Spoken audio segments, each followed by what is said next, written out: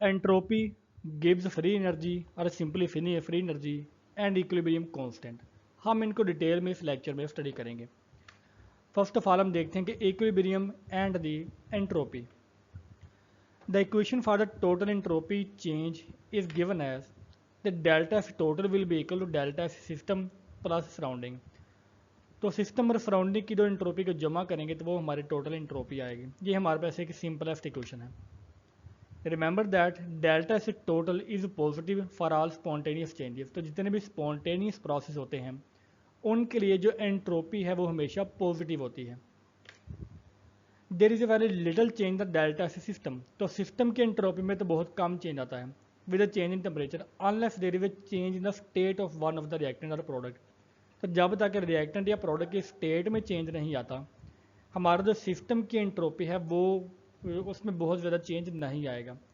For example अगर हमारे पास कोई गैस है वो कन्वर्ट होती है लिक्विड में तो उस स्टेट चेंज में तो एंट्रोपी का चेंज कंसिडरेबल होगा।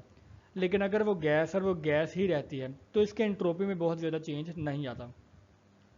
There will be a significant change in the system surrounding entropy. ठीक है, तो सराउंडिंग एंट्रोपी सिस्टम के मुकाबले में काफ़ी ज़्यादा चेंज होगी। The entropy change of the surrounding during a chemical reaction is given according to the second law of thermodynamics, delta S is equal to minus delta H over T। तो जितनी हमारे पास एंथैल्पी में change आता है divided by temperature तो वो हमारे सिस्टम की एंट्रोपी होगी। वे delta is the enthalpy change and T is the absolute temperature. तो हम केल्विन में इसको मेजर करते हैं और किसी खास टेम्परेचर के ऊपर हम जो एंट्रोपी का चेंज है उसको मेजर कर सकते हैं।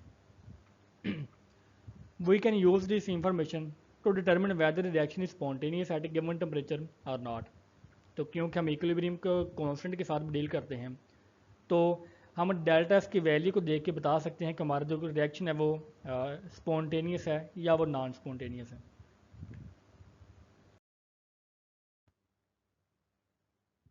Relationship between the entropy change and the equilibrium constant for a reversible reaction that can reach equilibrium the equilibrium position can be reached from either side of the reaction. तो एक बहुत ही simple concept है कि अगर कोई reaction equilibrium को achieve कर सकता है तो हम उस इक्विलिब्रियम को फॉरवर्ड रिएक्शन या रिवर्स रिएक्शन दोनों तरफ से अचीव कर सकते हैं। इट मीन्स कि अगर हमारा ए कन्वर्ट होता है बी में किसी रिवर्सिबल रिएक्शन में तो चाहे हम बी से स्टार्ट करें मतलब प्रोडक्ट से स्टार्ट करें, रिवर्स रिएक्शन पहले स्टार्ट होगा फिर फॉरवर्ड रिएक्शन स्टार्ट होगा तो ए और बी के दरमियान इक्विलिब्रियम होगा, या हम ए से रिएक्शन को स्टार्ट करें बी प्रोड्यूस होना शुरू होगा और कुछ देर के बाद एक इक्विलिब्रियम कायम होगा। तो अगर हम दोनों तरफ से इक्विलिब्रियम को अचीव कर सकते हैं this means that both the forward and backward direction are spontaneous कि वो खुद ब खुद वकूफ पजीर हो सकते हैं। Delta must be positive in both direction. तो स्पॉन्टेनिटी की कंडीशन ये है कि स्पॉन्टेनियस रिएक्शन वो होंगे जिसमें एंट्रोपी हमेशा पॉजिटिव हो। तो अगर फॉरवर्ड और बैकवर्ड रिएक्शन हमारे पास स्पॉन्टेनियस हैं तो उनकी delta S must be positive.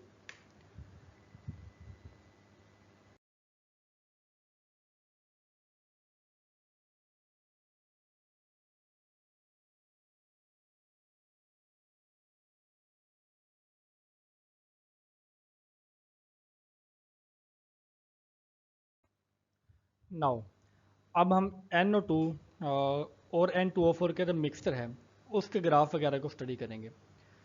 तो ये ग्राफ हमारे पास सामने गिवन है।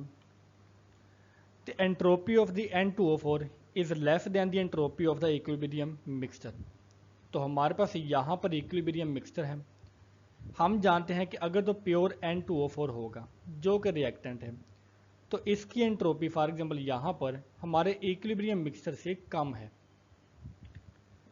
The change in entropy from the N2O4 to the equilibrium mixture is positive. तो अगर हम इस चेंज को देखें कि रिएक्टेंट से प्रोडक्ट जो इक्विलिब्रियम मिक्सचर है यहाँ से लेके यहाँ तक जो हमारा एंट्रोपी का चेंज है वो हमेशा पॉजिटिव होगा क्योंकि वो ज़्यादा मिकदार की तरफ जा रही है, उसकी जो फाइनल वैल्यू है वो पॉजिटिव है। अगर तो हमारे पास चेंज इन एंट्रोपीज ये पॉजिटिव है तो पॉजिटिव चेंज एंट्रोपी का प्रोसेस स्पॉन्टेनियस होता है। The entropy change for NO2 to the equilibrium mixture is also positive. तो अगर हम प्रोडक्ट को देखें तो प्रोडक्ट की एंट्रोपी हमारे इक्विलिब्रियम मिक्सचर से दोबारा से कम है और इक्विलिब्रियम मिक्सचर की एंट्रोपी ज़्यादा है। इट मीन्स कि जो वहाँ पर एंट्रोपी चेंज होगा वो भी पॉजिटिव है। और अगर एंट्रोपी चेंज पॉजिटिव है इट मीन्स कि हमारा जो प्रोसेस है प्रोडक्ट से इक्विलिब्रियम मिक्सचर की तरफ आना वो भी स्पॉन्टेनियस होगा।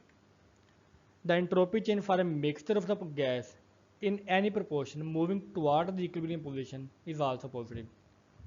तो ये तो हमने रिएक्टेंट और प्रोडक्ट की बात की, लेकिन यहाँ पर हमने देखा कि किसी भी पॉइंट के ऊपर ग्राफ में जो इक्विलिब्रियम मिक्सचर की एंट्रोपी हमेशा ज़्यादा होगी। तो जब इक्विलिब्रियम मिक्सचर की एंट्रोपी हमेशा पॉजिटिव है तो डिफरेंट पॉइंट्स लेके अगर हम इसको कंपेयर करें इक्विलिब्रियम मिक्सचर के साथ तो वो एंट्रोपी चेंज पॉजिटिव होगा। इट मीन्स के हर पॉइंट के ऊपर जो प्रोसेस है वो पॉजिटिव है और हमारा प्रोसेस स्पॉन्टेनियस होगा। नेदर द फॉरवर्ड और backward direction can go to completion as the entropy change from the equilibrium mixture to इधर द रिएक्टेंट और प्रोडक्ट इज नेगेटिव। अब यहाँ पर हमने इसके ऑपोजिट बात की कि हमारी जो एंट्रोपी है अगर हम कंसिडर करें इक्विलिब्रियम मिक्सचर से रिएक्टेंट की तरफ या इक्विलिब्रियम मिक्सचर से प्रोडक्ट की तरफ, तो यहाँ पर जो एंट्रोपी का चेंज नेगेटिव होगा। तो अगर जो एंट्रोपी चेंज नेगेटिव है इट मीन्स कि हमारा जो इक्विलिब्रियम मिक्सचर है वो कभी भी खुद ब खुद प्रोडक्ट या रिएक्टेंट की तरफ मूव नहीं करेगा और वो हमारा रिएक्शन कभी कंप्लीट ही नहीं होगा। At equilibrium the total energy change is the zero. ठीक है, तो हमारे पास तो इक्विलिब्रियम के ऊपर जो फॉरवर्ड की एनर्जी है एंट्रोपी है वो बैकवर्ड के बराबर होती है और जो टोटल एंट्रोपी चेंज होता है वो ज़ीरो होता है। So delta F total forward will be equal to delta F total backward. तो दोनों की एंट्रोपी एक दूसरे के इक्वल होती है। The relationship between the total entropy of the reaction and the equilibrium constant is given as delta F total will be equal to R L N K. यहाँ पर के हमारे पास इक्विलिब्रियम कांस्टेंट है, R is universal gas constant और delta F total हमारे पास total entropy change.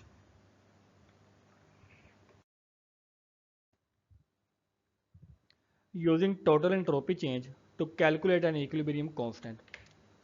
अब जो हमने लास्ट स्लाइड के ऊपर एक क्वेश्चन पढ़ी उसको तो हम दोबारा अगर रीअरेंज करेंगे तो हम देखेंगे कि L N K will be equal to delta F total divided by R. और अगर हम इसको एक्सपोनेंशियल फॉर्म में लिखें तो K will be equal to E raise to power delta F total divided by R. जब हम इसको ई से मल्टीप्लाई करेंगे तो ई एल एन के से कट जाएगा और यहाँ पर ई यूज़ करने की वजह से ये सारी इसके पावर में चली जाएगी। तो इट मीन्स कि यहाँ पर इक्विलिब्रियम कांस्टेंट और एंट्रोपी में एक एक्सपोनेंशियल कार्य रिलेशन होता है। Gibbs free energy. Gibbs free energy is the maximum amount of energy a substance can contribute to a chemical transformation or reaction। तो जब भी कोई केमिकल ट्रांसफॉर्मेशन होगी या कोई भी केमिकल रिएक्शन होता है जिसमें एक स्पीशी दूसरी स्पीशी में कन्वर्ट होती है तो इस कन्वर्जन में जो एक सब्सटेंस जितनी एनर्जी उसके पास अवेलेबल होती है को वर्क करने के लिए या वो जितनी एनर्जी प्रोवाइड कर सकता है वो उसकी फ्री एनर्जी होगी और हम इसको गिब्स फ्री एनर्जी के नाम से भी जानते हैं। It is equal to the sum of entropy and the product of temperature in a close system. तो सादा अल्फाज में it is the sum of entropy and the enthalpy. The change in energy अगर हम उसको डेल्टा जी से show करें can indicate the direction of a chemical reaction under two conditions constant pressure and constant temperature. तो अगर हमारे पास constant pressure और कांस्टेंट टेम्परेचर की कंडीशन मौजूद हो तो हम केमिकल रिएक्शन की डायरेक्शन को शो कर सकते हैं कि वो फॉरवर्ड में जाएगा या वो रिवर्स में जाएगा, क्या वो स्पॉन्टेनियस होगा या वो नॉन स्पॉन्टेनियस होगा। कंडीशन क्या है कि वहाँ पर कांस्टेंट प्रेशर और कांस्टेंट टेम्परेचर होना चाहिए। मैथमेटिकली गिब्स फ्री एनर्जी को हम देखते हैं कि G will be equal to H minus T S. T यहाँ पर एब्सोल्यूट टेम्परेचर है, एस एंट्रोपी, एच हमारे पास एंथैल्पी और जी गिब्स फ्री एनर्जी। और more completely it can be written as G is equal to U plus P V minus T S, क्योंकि enthalpy हमारे पास इस रिलेशन के बराबर होती है। तो यहाँ पर ये internal energy plus pressure multiply by volume minus T S.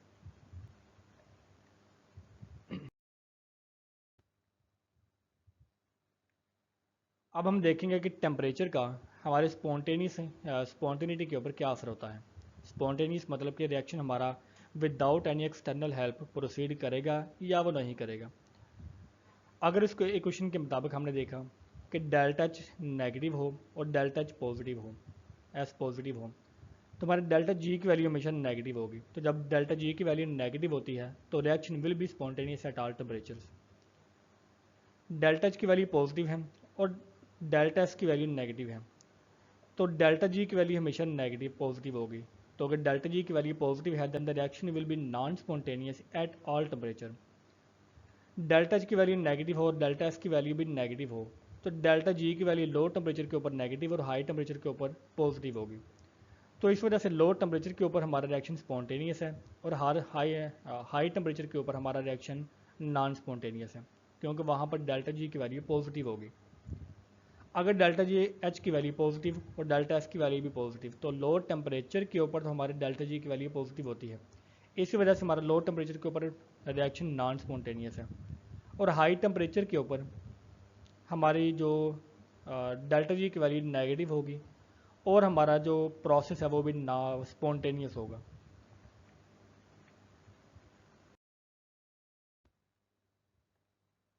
Equilibrium constant. The equilibrium constant is the ratio of the concentration of the product to the concentration of reactant. It is denoted by the K equilibrium.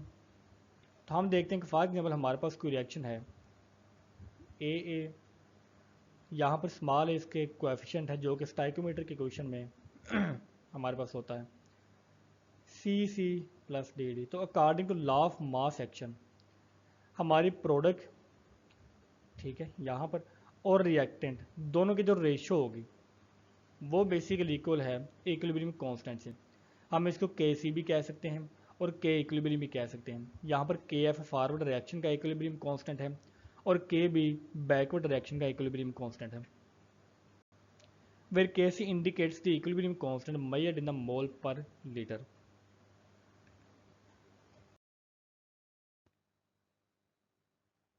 A relation between Gibbs free energy and the equilibrium constant. When equilibrium is reached, there is no additional free energy change. तो क्योंकि हमारे system ने एक equilibrium को achieve कर लिया है और सिस्टम के पास या किसी सब्सटेंस के पास जितनी फ्री एनर्जी अवेलेबल थी उसने वो इनपुट कर दी है, तो अब हमारे पास गिब्स फ्री एनर्जी का चेंज ज़ीरो होगा। इट मीन्स कि delta G will be equal to zero and Q is equal to the equilibrium constant. Hence, the relationship between K equilibrium and delta G will be delta G is equal to minus RT ln K equilibrium। और जब हम natural लोगार्थम को log base 10 वाले लोगार्थम में change करते हैं तो हमारे पास ये कन्वर्जन फैक्टर आता है। तो delta G will be equal to -2.303 multiply by RT log K equilibrium। तो ये हमारे पास गिब्स फ्री एनर्जी की इक्वेशन है जिसको हमने रिलेट किया होता है इक्विलिब्रियम कांस्टेंट के साथ। Where R is the ideal gas constant और इसकी वैल्यू 8.314 जॉल पर किलोमोल होती है। तो ये हमारे पास सिस्टम इंटरनेशनल में इसका यूनिट है। टी हमारे पास केल्विन में एक एब्सोल्यूट टेम्परेचर है एंड के equilibrium is the natural logarithm of the equilibrium constant.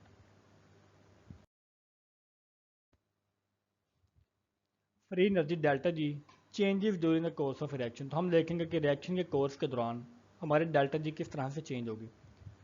Delta G net is large negative number, ठीक है। अगर तो हमारे डेल्टा जी की वैल्यू लार्ज नेगेटिव नंबर हो, इट मीन्स के लेस देन जीरो हो, तो हमारा प्रोसेस स्पॉन्टेनियस होगा, क्योंकि जब भी डेल्टा जी की वैल्यू नेगेटिव होती है इट मीन्स कि उसके पास फ्री एनर्जी अवेलेबल है वर्क करने के लिए, तो प्रोसेस हमारा स्पॉन्टेनियस होगा। Reaction mixture is mostly product. तो अगर हमारा रिएक्शन स्पॉन्टेनियस है इट मीन्स कि वो without any external help proceed कर सकता है और हमारे रिएक्शन में ज़्यादातर प्रोडक्ट्स ही मौजूद होंगे। तो डेल्टा जी रिएक्टेंट्स हमारे पास ये वाले हैं और डेल्टा जी प्रोडक्ट ये वाली है। तो हमारे पास चूँकि डेल्टा जी की वैल्यू नेगेटिव है इट मीन्स कि हमारे रिएक्टेंट की गिब्स फ्री एनर्जी ज़्यादा है और प्रोडक्ट की एनर्जी कम है। तो अब प्रोडक्ट की एनर्जी कम होने की वजह से स्पॉन्टेनियसली रिएक्टेंट प्रोडक्ट की तरफ मूव करते हैं और यहाँ से एनर्जी खुद ब खुद रिलीज होती जाती है, for example in the exothermic reaction. अगर डेल्टा जी का लार्ज पॉजिटिव नंबर हो इट मीन्स कि रिएक्टेंट की गिब्स एनर्जी कम है और प्रोडक्ट की एनर्जी ज़्यादा है। अगर प्रोडक्ट की एनर्जी ज़्यादा है इट मीन्स कि विदाउट एनी एक्सटर्नल एनर्जी या एक्सटर्नल हेल्प हम रिएक्टेंट को प्रोडक्ट में प्रोसीड नहीं करवा सकते, तो वो प्रोसेस हमारा नॉन स्पॉन्टेनियस होगा। And the reaction mixture is mostly reactant, तो क्योंकि हमारा प्रोसेस नॉन स्पॉन्टेनियस है तो हमारे वहाँ पर ज़्यादा रिएक्टेंट मौजूद होंगे, प्रोडक्ट मौजूद नहीं होगा। तो यहाँ पर हमने देखा कि ये वाले हमारे पास डेल्टा जी पॉजिटिव की वैल्यू होगी। If G will be equal to 0 at the minimum point, it is the equilibrium mixture of reactant and product. तो जैसा कि हमने देखा कि अगर जी की वैल्यू 0 हो, इट मीन कि रिएक्टेंट और प्रोडक्ट की जो गिब्स फ्री एनर्जी है वो एक दूसरे के इक्वल है, और वो उसी पॉइंट के ऊपर होती है जब वहाँ पर उनका इक्विलिब्रियम कायम हो चुका हो। Delta G which is the actual amount of free energy changes as the reaction progresses, but delta G naught standard Gibbs free energy has a fixed value। तो हमने देखा कि रिएक्टेंट की डेल्टा जी नॉट की value वो fix होती है, हमारे प्रोडक्ट की वैल्यू फिक्स होती है, लेकिन इनका जो चेंज है वो डिफरेंट हो सकता है। फॉर एग्जांपल हमारा अगर हम किसी पॉइंट के ऊपर डेल्टा जी की वैल्यू ये वाली है और प्रोडक्ट की वैल्यू ये वाली है, तो इन दोनों की जो गिब्स फ्री एनर्जी है वो का जो चेंज है वो डिफरेंट हो सकता है, लेकिन इनकी जो स्टैंडर्ड वैल्यू है वो हमेशा फिक्स होती है।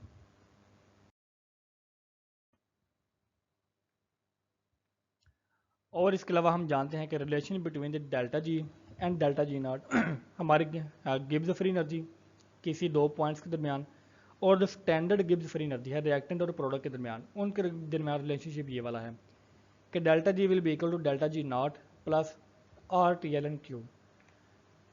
Eight equilibrium delta G is equal to 0 and Q will be equal to के। यहाँ पर क्यू क्या है? इक्विलिब्रियम कोशेंट है जो कि प्रोडक्ट और रिएक्टेंट की रेशो को शो करता है। अगर वही रेशो इक्विलिब्रियम के ऊपर हो तो वो इक्विलिब्रियम कांस्टेंट के इक्वल होगा, और अगर वो रेशो इक्विलिब्रियम पॉइंट के ऊपर नहीं है, इट मीन्स कि अभी इक्विलिब्रियम अचीव नहीं हुआ, तो जो प्रोडक्ट और रिएक्टेंट की कंसंट्रेशन की रेशो आएगी हम उसको कोशेंट से शो करेंगे क्यू से। तो इक्विलिब्रियम के ऊपर delta G naught will be equal to minus R T L N K. यहाँ अगर हम इसको रीअरेंज करें और अगर हम इसको लोगार्थम फॉर्म में लिखें, एक्सपोनेंशियल फॉर्म में, तो K will be equal to E raised to power minus delta G naught R T. तो ये बेसिकली यहाँ पर रिलेशनशिप है इक्विलिब्रियम कांस्टेंट में और हमारे गिब्स फ्री एनर्जी में।